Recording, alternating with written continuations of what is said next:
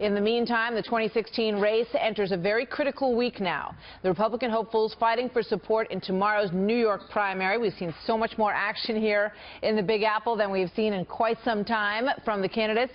And the RNC leaders gearing up for a big meeting on the rules for the convention. Never before has this been such an important meeting. Republican frontrunner Donald Trump continues his attacks on the nominating process, suggesting that there could be trouble in Cleveland if he is not the nominee.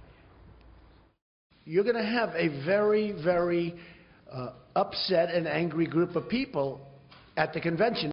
I hope it doesn't involve violence. I hope it doesn't. And I'm not suggesting that. I hope it doesn't involve violence. And I don't think it will. But I will say this. It's a rigged system. It's a crooked system. It's 100% crooked.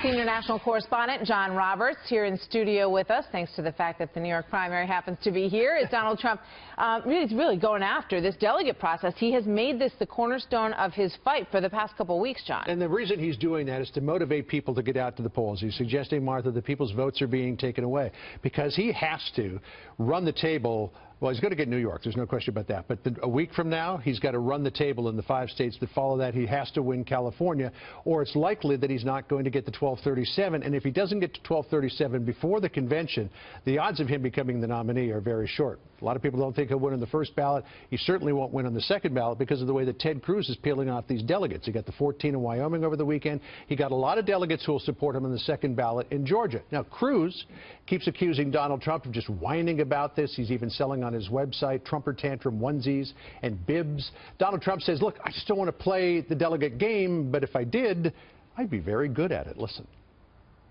Nobody has better toys than I do. I can put them in the best planes and bring them to the best resorts anywhere in the world. Doral, Mar-a-Lago. I can put them in the best places in the world. California, I have something that blows everything away. But it's a corrupt system. Donald is not a complicated man to understand. He doesn't handle losing well. Donald's highest total will be on that first ballot, and he will go steadily down because Donald cannot win, and we don't want to nominate someone who's a loser in November. Saying that Donald Trump cannot beat Hillary Clinton or Bernie Sanders in November. But again, driving home that point that if Trump doesn't get the majority of delegates before the convention, it's going to be real rough sledding for him. So much of this, John, centers around the rules. It does. At the convention, and that they're going to decide that, or at least begin that process this week, right? Yeah, as you mentioned at the beginning of this, Martha, there are big meetings in Hollywood, Florida this week. A lot of the standing committees of the Republican National Committee. One of them is the Standing Committee on Rules, and there are some members of that committee who want to introduce suggested rules changes for the July convention. But Reince Priebus, the chairman of the RNC, is saying, no, we're not going to go there. It's too highly charged political environment. We're not even going to discuss potential changes.